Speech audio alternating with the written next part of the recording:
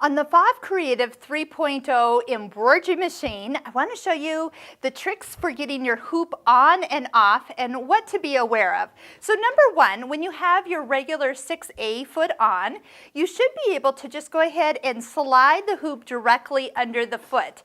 You don't need to be tipping it in or anything like this. If the foot feels a little low, you can always just bring it up a little bit higher, and then especially if you have some bulky fabric or like a towel that you've hooped up. So it should just slide right on in. Next, let me show you the little bracket here. We've already done a video and showed you a lot of tips to help you successfully hoop your fabric. So you can link right up here to this little eye over to our hooping the fabric video as well. So take a look here. This part is a little arm that is going to slide into the opening for our embroidery unit.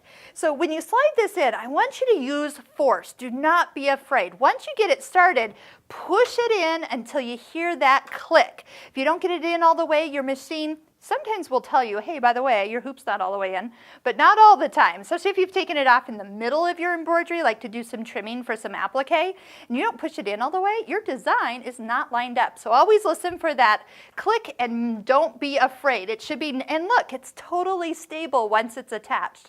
To take the hoop off, this is the only time you use this little lever here. You push down and pull the hoop firmly to you. And once again, it can come straight out. You don't have to tip it. So push it in, hear the click, push down on the release, and then pull out when you're taking your hoop off. Sometimes I'll even just set my hoop like right here on the bed of the machine until I'm totally ready to get it attached. But once you have everything ready, push it in, and then get ready to embroider.